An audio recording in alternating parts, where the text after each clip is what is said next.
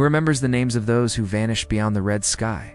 So begins the Forgotten Chronicle, its first line etched in a script older than the Imperium, older than the feuding stars themselves. It awakens like a wound reopened, bleeding memory into the void. The tale speaks of a time when the heavens convulsed, when crimson auroras burned across 1,000 worlds, and seraphic warriors descended from the rupture like divine meteors. They were called angels only because mortal tongues could not bear their truer form-armored giants wreathed in dying light, their visors glowing with a judgment long prepared. They fell upon the desolation of the frontier worlds, their purpose hidden behind silence and their liturgy unspoken. Some claimed they were the Emperor's forgotten sons. Others whispered they were something older still. All that was known for certain was this: once they came, the dead began to rise in memory alone, and the living learned to fear the sky. They marched upon soot-drenched plains where cities once stood proud before being broken into ash. The angels moved as if guided by echoes only they could hear, tilting their helms toward unseen horizons. Every step they took left cracks in the earth, as though the world itself recoiled from their judgment. Survivors hid in shattered cathedra, clutching relics and reciting prayers their ancestors never intended them to speak. Each angel carried a sigil carved into their pauldrons, winged sun cleaved in half, bleeding rays that curled like dying flames. When asked who they served, they did not answer. When asked why they came, they only pointed to the red sky, as though the truth hovered there, waiting to fall like a blade. And in their presence, even the wind dared not whisper. Across the breadth of the nebulae expanse, Vox transmissions faltered at the same moment, a single pulse that flashed through the void, shaking augur arrays into fevered distortion. It was a voice, ancient, genderless, immense chanting in a language no lexicon recognized. The angels halted mid-stride when the sound reached them, their armor shuddering like struck bronze. Some witnesses swore they saw golden tears leaking from their lenses. Others claimed the angels' shadows writhed as if alive. Whatever message the pulse carried, it ignited a fury within those silent giants. They lifted their weapons vast, rune-lined blades whose edges sang like a choir, mourning its dead end, began their advance toward the sky itself, toward the rift that bled red across the firmament. And behind their march, the ruins smoldered with new, unnatural life. The red sky was no natural phenomenon. It throbbed like a living wound carved between realities, spilling radiance that scorched the heavens in spirals of crimson and gold. Scholars who dared gaze upon it spoke of patterns hidden within those swirling lights, fractals of wings, halos, and burning eyes. The ecclesiarchy declared it a divine omen. The Mechanicus labeled it an anomaly of catastrophic magnitude. Rogue psychers whispered it was a summoning, a call older than Terra's creation. And through this trembling rift came the angels, stepping between moments, their forms flickering as if their very existence strained the laws that bound all things. Their arrival was not an invasion. It was an inevitability. They were answering something that called from the other side, something greater than themselves. On Vathriel Ix, a world blackened by centuries of war, the angels gathered before a monumental monolith carved from starfall stone. The monolith pulsed in time with the red sky, radiating a hum that trembled through bone and memory alike. A council of planetary defenders watched from nearby trenches, clutching their rifles with white-knuckled fear. When the angels raised their hands toward the monolith, the ground split open, releasing a plume of cold, silver fire. Shapes writhed within its shadows of beings too vast to inhabit reality, faces glimpsed only as after-images burned into the eyes of those who witnessed them. One angel stepped into the fire without hesitation, vanishing as though devoured by the cosmos. The others followed, not one returned. But the angels did not die. Their voices began to echo through the noosphere, haunting worlds they had never touched. These echoes carried fragmented visions, oceans of shattered halos, citadels built upon the bones of extinct galaxies, a choir of weeping titans kneeling before a throne veiled in radiant darkness. Every transmission ended the same weight, well voices whispering a single phrase. We were summoned to remember what the Imperium has forgotten. The meaning eluded every scholar and psyker who attempted to decipher it, yet all agreed on one truth. Something terrible had awakened within the red sky, and the angels were its heralds, its vessels, or perhaps its prisoners. In the far reaches of the gassed meridian, Adeptus Astartes' strike force encountered the last known angel.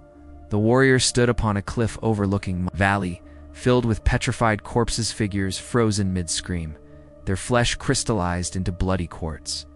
The angel's armor was cracked, light leaking from its wounds like molten sunfire. When the Astartes approached, the giant did not raise its weapon. Instead, it spoke one word, the only recorded angelic utterance: run. The warrior's body then disintegrated into a storm of luminal shards, dissolving into the wind. The valley echoed with the sound of distant wings, though nothing moved except the shadows, stretching unnaturally long beneath the fractured light. Panic spread across star systems as sightings, multiplied visions of angels drifting through battlefields like mournful ghosts. Touching the dead and causing them to dissolve into stardust, Imperial Command declared them a class Originum threat. Inquisitors argued they might be divine manifestations.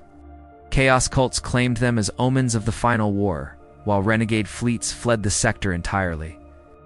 But the angels behaved neither as invaders nor allies. They sought something, searching through ruins, catacombs, and forgotten vaults, with desperation bordering on grief.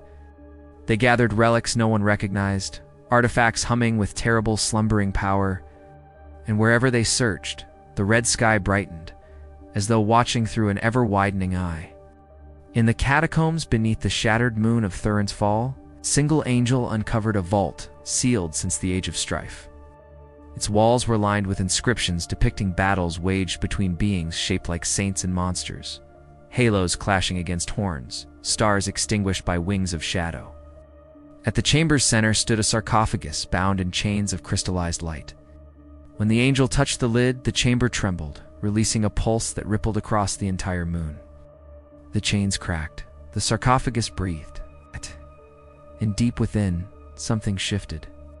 The angel stepped back, lenses dimming with what observers later described as fear. True fear, raw and sacred.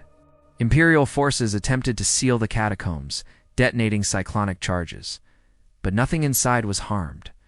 The sarcophagus remained untouched, the angels still gathering around it like mourners at a grave they dared not disturb. Vox recordings captured their armor pulsing with synchronized heartbeats, each thrum resonating with the red sky overhead.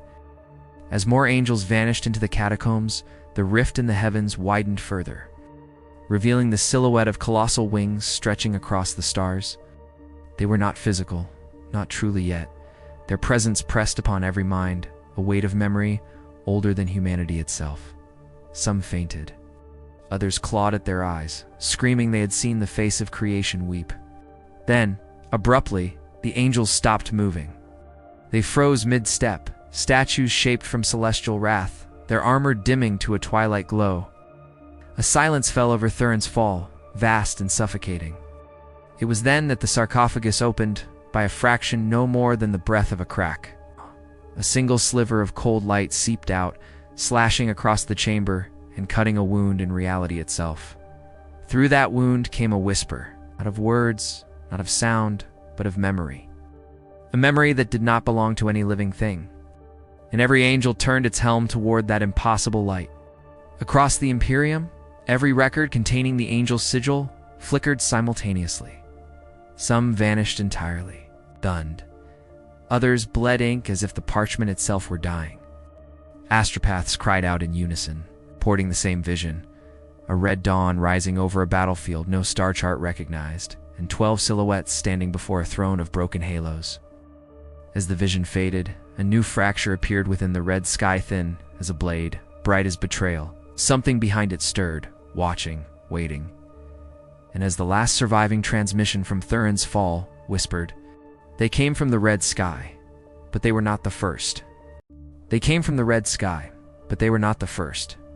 The echo of that truth lingered like the dying glow of a collapsing star, imprinting itself into minds unprepared to carry its weight.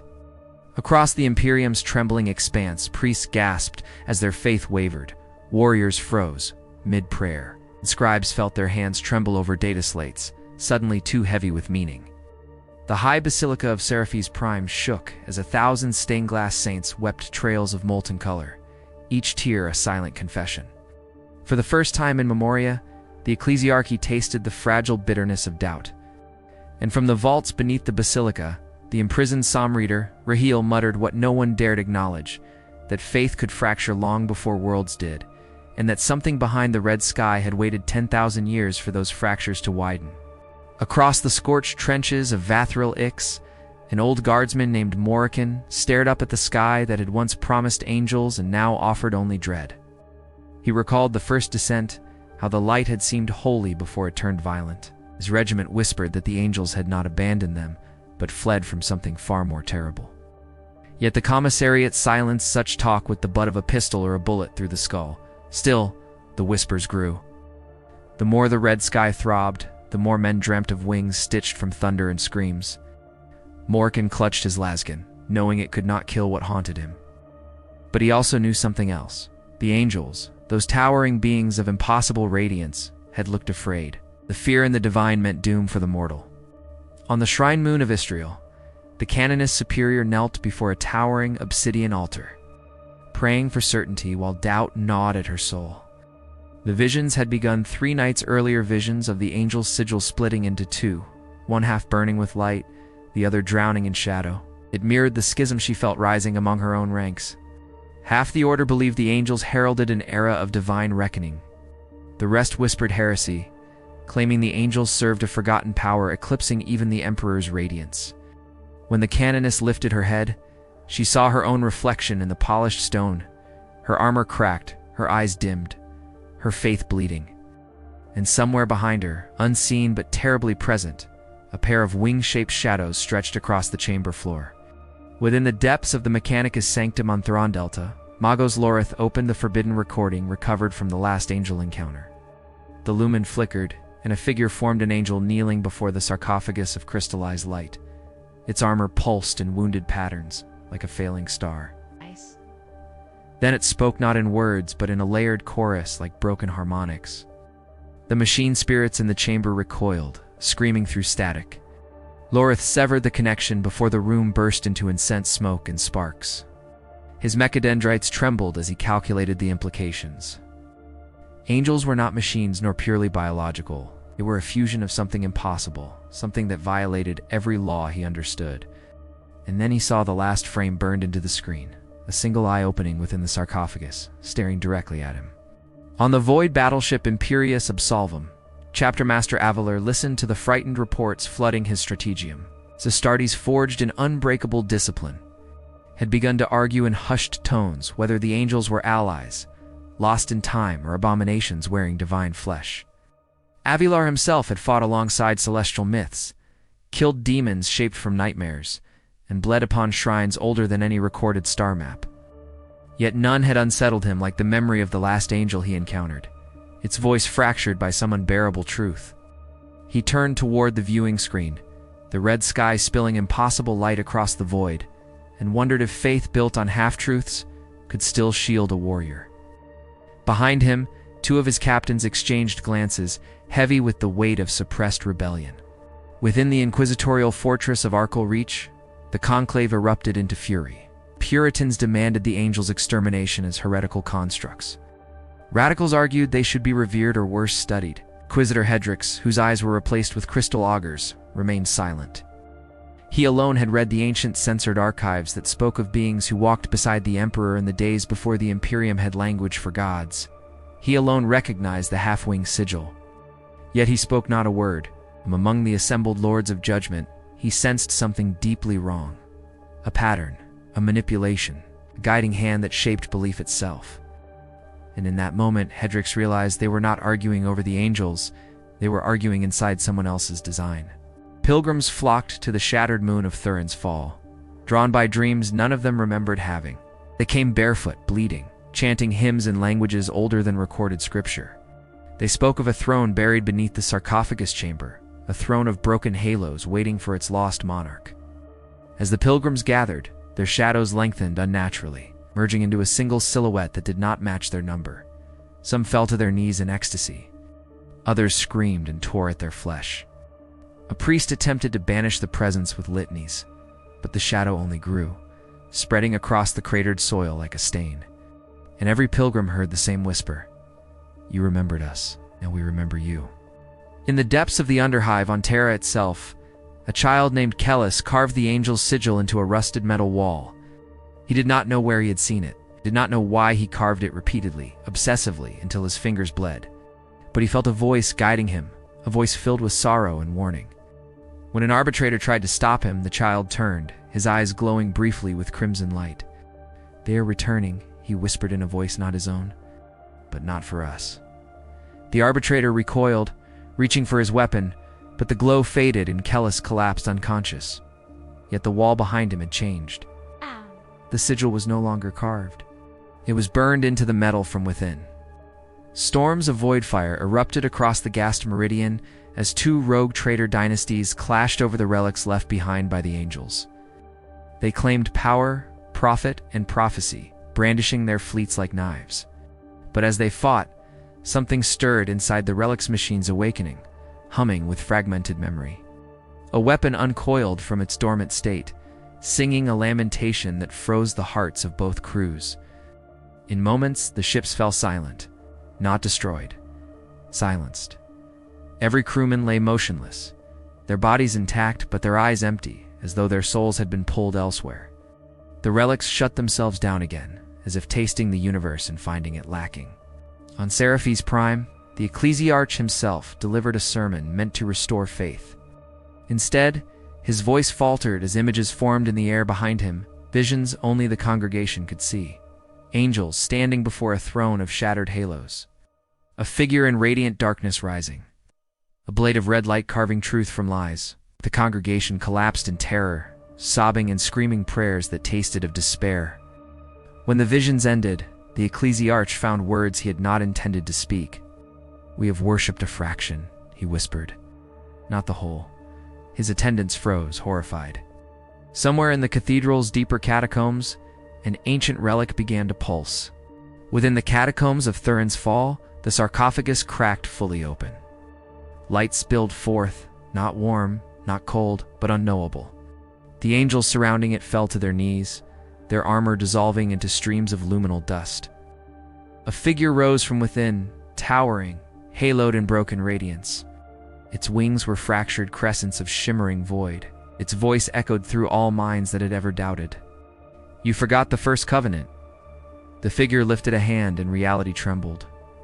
In that instant, every angel sigil across the Imperium inverted, light turning to shadow, shadow turning to light. And somewhere in the red sky another rift began to form, larger, darker, breathing like a newborn star. The final rupture came not with fire, but with a quiet, reverent sigh. Across the Imperium, every statue of the Emperor, every relic racked, simultaneously along the chest. A sliver opened. Something inside glimmered. And for the first time in 10,000 years, every witness felt an impossible truth bloom in their minds. Not all that is divine is loyal. Not all that is loyal is divine. And hidden behind that truth, a shadow whispered from deep within the statues. He was not alone. The statues cracked, the whisper lingered, and the galaxy breathed, and sharply, as though every star understood a truth mortals could not yet bear. Across the Imperium, the faithful clung to their rituals with trembling hands, praying not for salvation, but for certainty. In the shadowed cells beneath Seraphi's Prime, Kanana Superior Alira pressed her brow to a relic that no longer felt holy. Once warm aura had grown cold, pulsing in time with the red sky's widening wound. She confessed aloud to the empty chamber that she feared her devotion had been to a silhouette, a reflection carved from half-truths. The echo of her words returned distorted, as if another voice overlapped, hers mournful, ancient, remembering. A tremor shook the shrine, candles flickered, and in their wavering flames, she thought she saw wings melting into shadow. Chapter Master Avalart drifted like a ghost through his ship's silent corridors, the distant hum of engines echoing his spiraling doubts. The visions from the red sky haunted him, fractured wings, a throne of ruptured halos, a figure rising from the sarcophagus of impossible light. His warriors questioned him now, their loyalties strained by fear they dared not speak. He paused before the sealed vault containing the last angelic shard recovered. It remained inert, cold as dead suns. But when he reached out, the shard pulsed. Lines of glowing script blossomed across its surface, script that matched none of the Imperium's known tongues. Yet Avalar understood its meaning, as if it had always lived inside him. "You were never meant to stand alone." The words pierced him deeper than any blade. In the catacombs beneath Terra, Kellis, the child prophet, wandered in dreams not his own. He floated through memories of beings who shaped galaxies like clay, forging covenants before humanity had fire. He saw angels kneeling before a radiant throne, but the figure upon it was not the Emperor. It was someone older, someone whose wings stretched across time, someone forgotten deliberately. The dream shifted. He stood in the great hall of the Imperial Palace, watching Primarchs kneel before their father. Yet behind them, unseen in recorded history, stood a 12th shadowed figure, not a Primarch, not human, not angel, but something in between. When Kellis woke, blood trailed from his nose and ears. "Still," he whispered to the empty dark, "the lie began before we were born." Vathril Ix burned under the red sky's relentless glow, its ash plains trembling with the approach of something massive. Morrican, the old guardsman, watched entire regiments break under invisible pressuremen, screaming at hallucinations only they could see. I saw a fellow soldier claw his own face off, shouting that wings were growing behind his eyes. Morrican himself felt whispers brushing the inside of his skull, soft as falling dust yet heavy with unbearable sorrow. The angels vanished, presence haunted him, each memory sharpened into a blade. He tried to pray, but the words rang hollow. The sky above split for a moment. Just a breath, and Morrican glimpsed an enormous silhouette drifting behind the clouds, its wings carved from the void between stars. In the vaults of Arkell Reach, Inquisitor Hedrick stood alone before the sealed archive containing the censored histories of the First Covenant. The reveal of the statue's cracking had shattered his final barrier of denial. He unbound the archive, allowing forbidden data streams to flood his augur eyes. He saw empires older than the Imperium. Wars fought by beings of light and shadow who were neither Xenos nor divine, but something else entirely. He saw the moment the Emperor walked among them not as ruler, but as supplicant. He saw the angels, true angels, falling from grace in a war that predated mankind. When the vision ended, Hedrix knelt, breath ragged. "We serve an echo," he whispered. "The echo is waking." Pilgrims on Thurin's Fall continued their maddened devotions, their bodies twisting in ways no mortal frame should endure. They sprawled before the newly risen figure from the sarcophagus sits fractured, wings casting shadows that writhed like serpents. Some pilgrims dissolved on contact with its radiance. Others muttered words that burned their throats. The figure did not speak, but its presence sculpted madness into faith. When it raised its hand, the soil beneath them turned liquid and swallowed those too fervent to step away. Yet they died smiling. Above them, the red sky cracked again, this time, revealing a second figure, still distant, still hazy, but unmistakably vast. Ow. The pilgrims cheered, unaware their souls had already been claimed. On Istriel, the Canoness Superior gathered her sisters and confessed the truth plaguing her. Her voice trembled. "Our faith has been manipulated," she said. "We were shown only the light, never the shadow, never the whole." Some sisters fell to their knees, horrified. Others raised bolters. A schism fractured the chamber like a lightning strike. The Canoness stepped forward, unarmed, tears streaking her face. "If the Emperor taught us to seek truth," she whispered, "then why do we fear it when it finds us?" Suddenly her armor erupted with lines of crimson light, forming the inverted angelic sigil. Screams filled the shrine. The Canoness collapsed, but her shadow stood tall, wings unfurling behind her. In orbit above the gassed meridian, Mechanicus vessels locked onto a new anomaly emerging from the rift. Magos Lorith watched in awe as a colossal structure drifted through a cathedral forged from darkened starlight, its architecture shifting like a living thing. Engines hummed with fear as the structure's silhouette resolved into a shape that matched no human or Xenos design. When Lorith magnified the image, he froze. Ow! Carved along its hull were the symbols of the First Covenant. His machine spirits whimpered in static. And then the cathedral opened like a blooming flower, revealing rows of statues carved in the image of the angels. Except these statues were alive and waking. On the Imperius Absolvum, Avalar's captains finally confronted him, bolters raised, faith unraveling. They accused him of receiving visions from the angels' visions they considered corruption. As they encircled him, the angelic shard he carried grew hotter, brighter, vibrating with resonance. Aevaron knew he could die here slain by his own sons.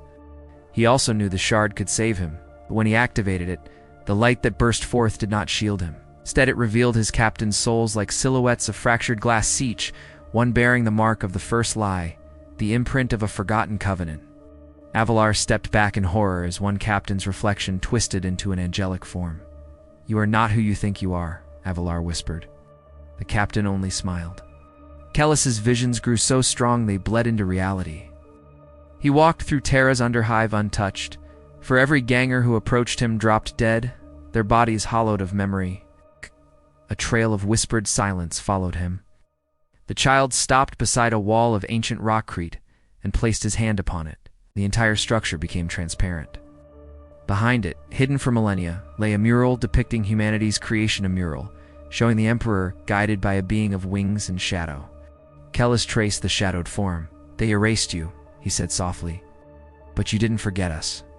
Across the galaxy, the red sky flared one final time and then collapsed inward. The rift folded, spiraled, and solidified into a single descending figure. It landed on Thurin's fall with a tremor that cracked countenance.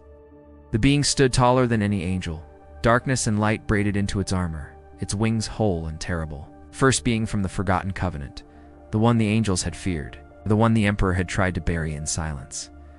Every mind felt its arrival. Every statue bowed toward it. Every faith shattered. The figure raised its head, and in a voice older than empires, it spoke a single command: "Kneel." And across the Imperium, millions obeyed involuntarily. The command thundered across minds like a celestial hammer, and for a moment the galaxy itself seemed to hold its breath. Nice. Those who knelt did so not from reverence, but from the unbearable gravity of a being whose name had been carved into creation, then chiseled out again by deliberate hands. Canoness Alira felt her knees buckle, but her mind screamed against the weight crushing her spirit. Her shadow, no longer hers, knelt willingly, its wings unfurled in triumph. As she strained to rise, tears streaked down her face, not in fear, but in mourning. Her life had been a hymn to certainty, and now certainty lay broken at her feet. She whispered a prayer, unsure if she addressed the Emperor, the forgotten being, or the vast silence between gods. Chapter Master Aevaron felt the compulsion tear through his gene-forged nerves like a blade dipped in memory. His armor locked at the joints as though refusing to let him fall. He braced against a bulkhead, gritting his teeth, every oath he had sworn burning like molten iron in his veins. Round him, his captains collapsed one by one, their altered reflections flickering across polished ceramite. The shard in Aevaron's grip pulsed violently, whispering truths he no longer wished to hear. His loyalty, once unshakable, trembled. A man could endure any suffering when he believed in his purpose. But now purpose itself had become a battlefield, and he was losing ground with every breath. "If I kneel," he gasped, "I kneel alone." Across Terra, Kellis, the child prophet, stood unmoved. The command to kneel washed over him like ripples meeting an immovable shore. His eyes glowed with a light that belonged to someone far older. He watched the underhive bow around him, every soul bending beneath invisible chains. Yet he remained upright, small and impossibly defiant.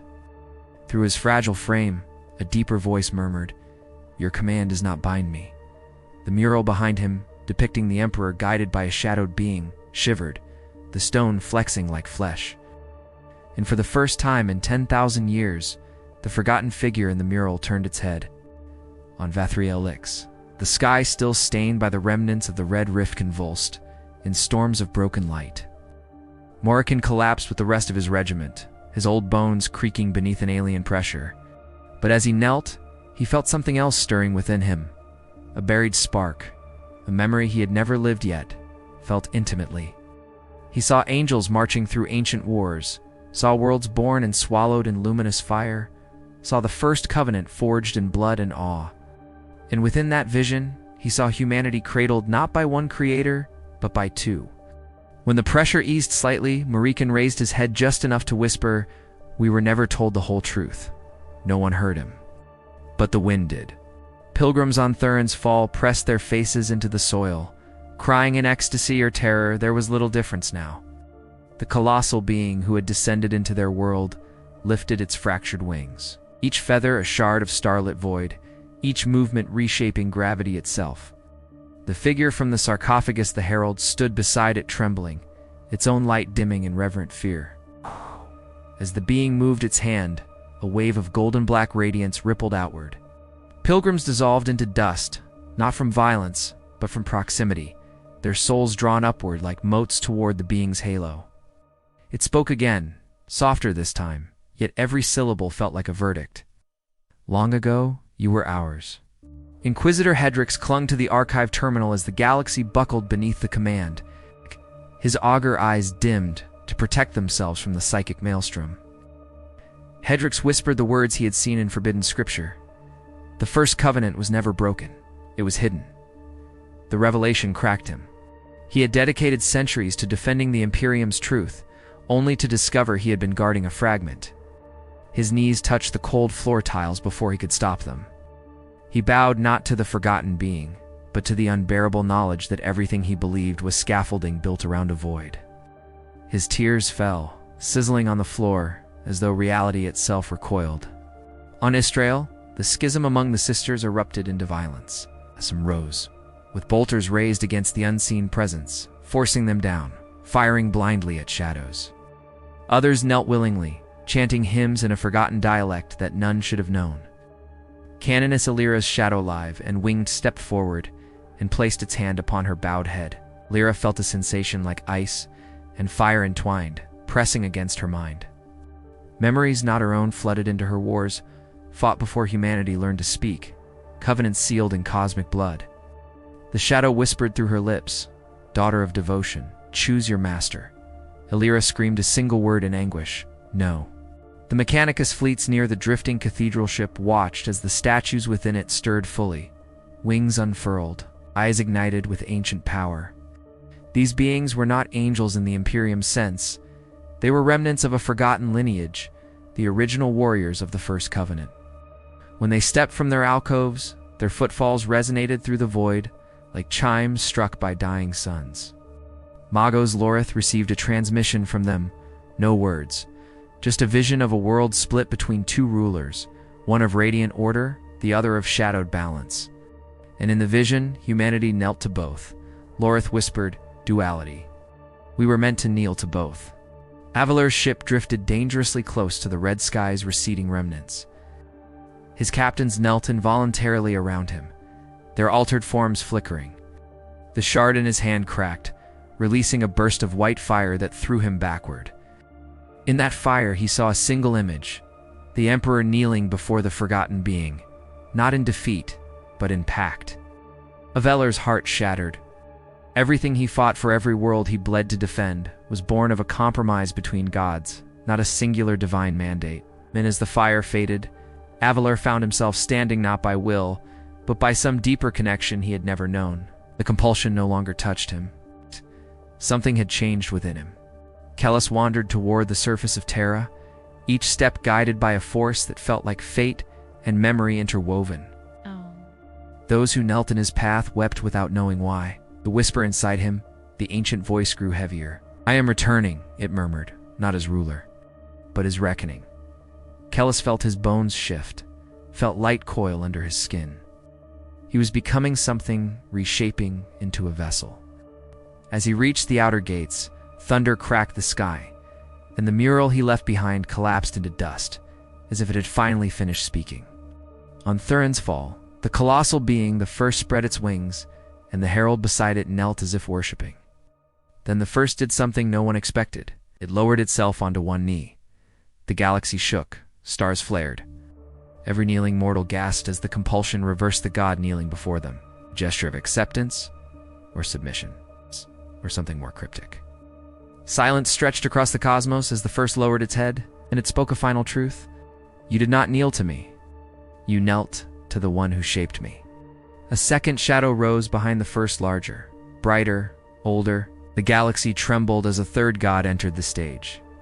The question that had haunted every dying soul of the red sky hung over the battlefield like a shroud. If the angels never returned, then who now walks in their armor? That unspoken dread seemed to breathe as the storm of destiny finally broke open.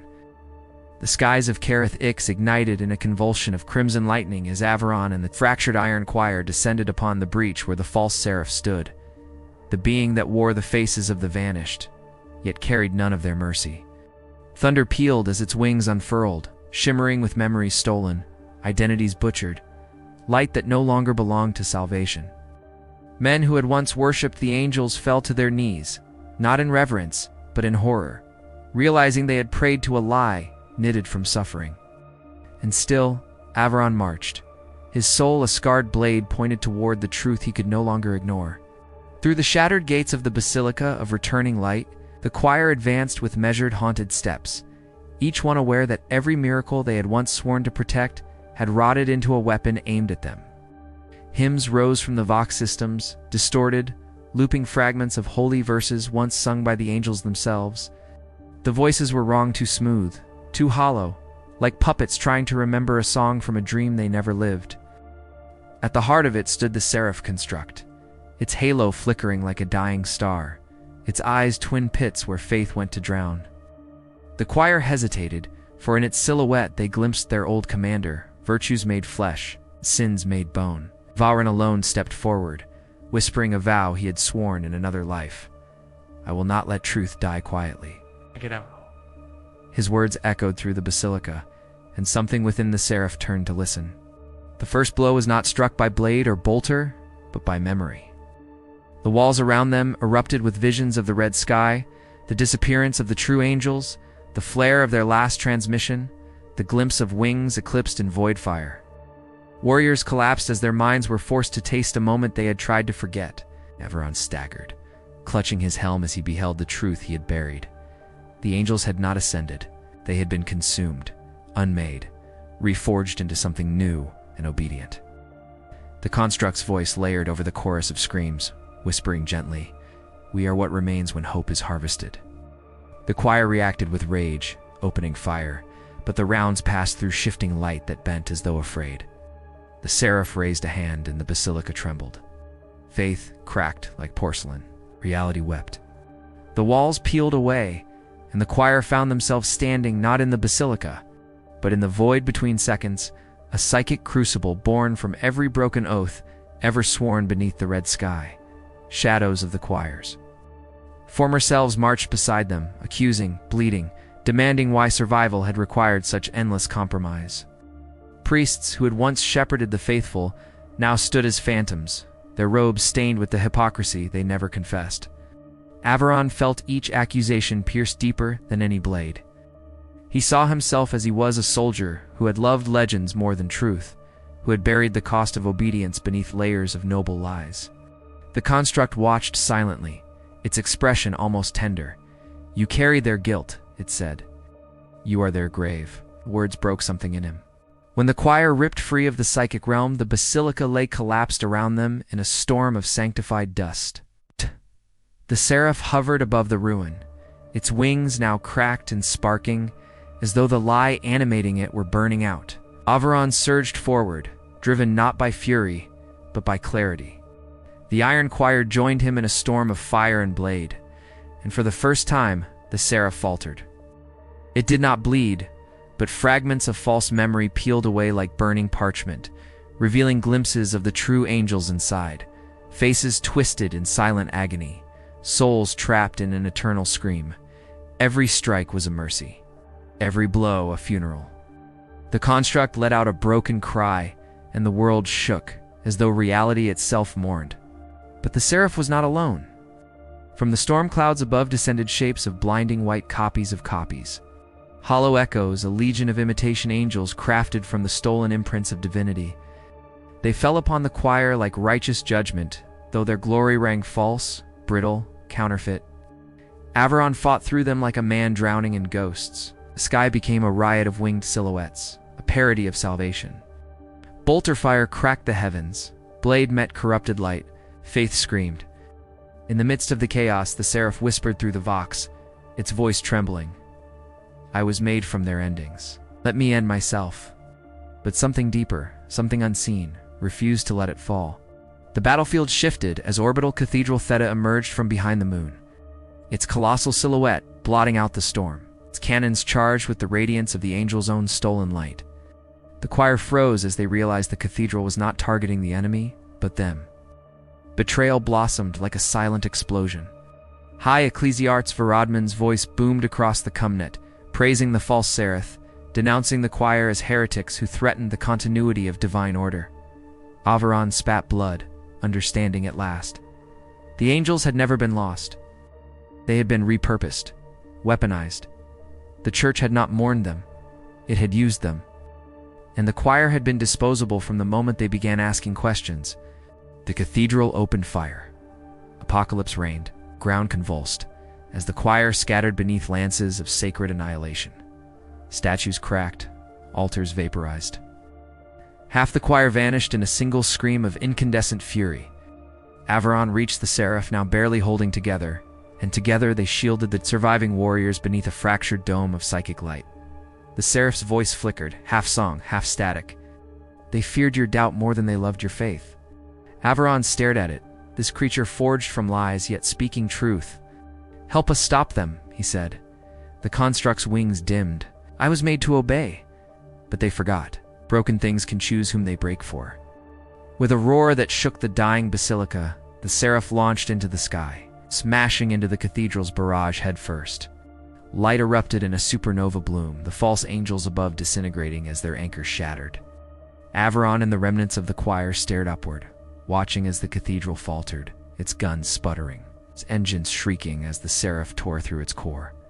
Fire spilled across the heavens. Priests screamed litanies of denial. The truth had come for them at last. When the cathedral split apart, the seraph fell, burning, a falling star, mourning its own existence. The choir rushed to where the construct had crashed, carving a crater of molten gold into the ruins. Aevaron knelt beside it, removing his helm as if witnessing the passing of a saint. The seraph's face flickered through countless identities, those it had stolen, those it had lost, those it had once been. You must go to the red sky, it whispered. The truth began there. It ends there. They are not dead. It seized Aevaron's arm with sudden, desperate strength. They are coming back wrong. Then it went still, its glow fading into ash, its wings folding like a final prayer. Before Aevaron could rise, the earth beneath the crater shuddered. A fissure split open, exhaling cold light that pulsed like a heartbeat. From its depths came a voice that did not belong to the seraph, nor to any living soul. It was familiar. It was impossible. It spoke his name in the exact tone of his long-dead commander, the angel whose face he had mourned for decades. Aevaron, it whispered. Why did you abandon us? The choir froze. Aevaron's blood turned cold. Then a hand, pale, armored, unmistakably angelic, reached up from the fissure. The hand rising from the fissure trembled like a memory forcing itself back into flesh, and Aevaron staggered as recognition cut deeper than any blade. The angel he had worshipped, the commander he had mourned, now stared up at him with eyes emptied of purpose, a vessel dredged from the abyss of forgotten wars. The choir formed a trembling circle, unsure whether to raise their weapons or fall to their knees. The world around them dimmed into an echoing hush, as if the battlefield itself feared what would climb forth. When the angel finally emerged, its armor cracked like ancient marble and its wings trailing ghostlight, it did not speak accusation or forgiveness, only a hollow plea to be remembered. Aevaron reached out, and for a heartbeat, faith flickered between them like a dying candle. Then the angel collapsed into dust. Only its gauntlet remained, fused to Aevaron's grasp like an unwanted relic of destiny. In the days that followed, the choir wandered through the ruins of Carith IX, their footfalls the only heartbeat left in a world emptied of certainty. Sanctuaries once filled with hymns now breathed cold wind through broken arches, and the statues of angels stood faceless, eroded by the sins of those who forged copies of them. Aevaron held the gauntlet close, feeling the cold imprint of the commander who had once guided him. Sometimes he imagined he still heard the whispered question from the fissure. Why did you abandon us? He had no answer, could not form one, because perhaps the truth was worse. Perhaps they had abandoned themselves long before the angels ever fell. And so the choir marched, silent as mourners, carrying a grief too vast for prayer. The orbital cathedral lay fallen across the horizon like a toppled titan. Spires cracked, its stained glass melted into rivers of frozen color. Aevaron climbed its ruined flank, seeking vantage, seeking meaning, seeking anything that might keep despair from becoming purpose.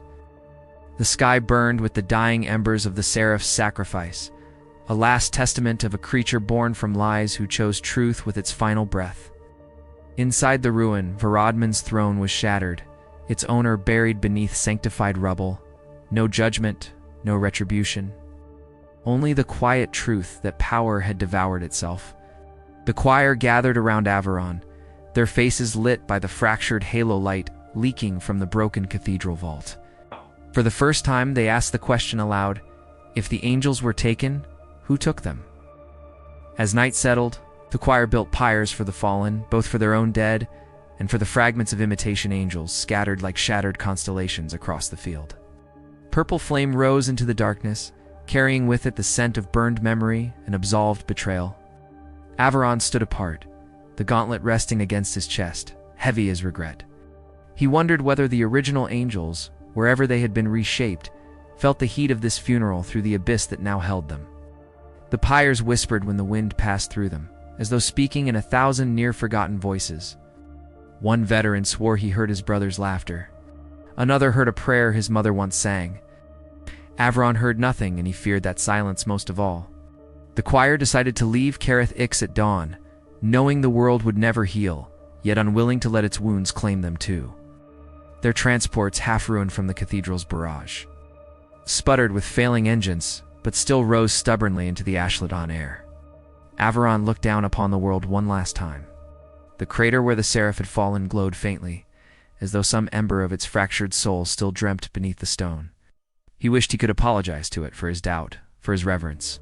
Forever dreaming angels could remain holy in a universe defined by ruin. But the dead have little need for apologies. They only ask to be remembered truthfully. As the choir crossed the void, black nebulae rolled before them like funeral shrouds. Their fleet crawled through the dark paths of the red sky, returning to the place where the angels' final transmission had been born. No one spoke. Each marine carried the whisper of their own failures. Each priest clung to prayers that felt thinner than parchment. Aevaron watched starlight fade into the crimson storms that had given the saga its name. Somewhere within that cursed light, answers waited, answers that would not redeem them, but might explain why the galaxy seemed to devour its own heroes. The gauntlet pulsed faintly as they neared the rift where the angels were last seen. It felt almost alive. The red sky opened before them, a wound in space, a bleeding horizon of impossible geometries and ancient grief. Ships that entered rarely returned. Those that did came back empty or screaming.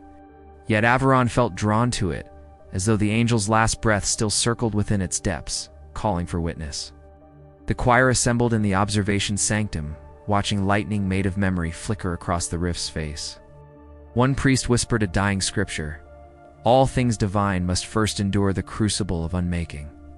Aevaron wondered whether divinity itself had been a mistake, a dream humanity had forced upon beings who wanted only to serve. The thought disturbed him more than heresy ever had. As they neared the rift, the vox channels hissed with static that slowly resolved into distorted chants. Hymns of the old era, the era before the red sky. The choir tightened formation, weapons drawn, though no enemy yet approached. Aevaron closed his eyes, letting the hymn wash over him like a forgotten childhood lullaby. But beneath the music he heard another sound, something scraping, something assembling itself, something waking. The fleet Suspect's arrays flickered, detecting impossible silhouettes forming in the horizon of the rift. The choir braced, every heart trembling with dread and longing. Aevaron whispered, "If any part of you still lives, let it be mercy." The silhouettes emerged, tall, winged, radiant. For a breath, the choir believed the angels had returned whole, purified by suffering. But as the light sharpened, the truth soothed no soul. These were not the beings they remembered. Their forms were unstable, flickering between flesh and spectral metal, their wings fracturing into shards of luminous bone. Their faces were masks carved from grief, their movements too smooth, too synchronized, as if directed by strings no mortal eye could see. Aevaron felt the gauntlet heat in his hand. The angels looked at the fleet and smiled with mouths that remembered prayer, but not compassion. The fleet trembled as the spectral angels drifted closer, their presence bending matter into unnatural harmonies. Choir members whispered broken prayers, their faith wavering between awe and despair. Aevaron stepped forward, transmitting across all Vox channels, voice steady despite the storm within him. "We never abandoned you," he said quietly. "We only lost the path." The angels tilted their heads, as though studying a creature they once knew but could no longer name. One reached forward, its hand passing through the hole, plating as though it were water.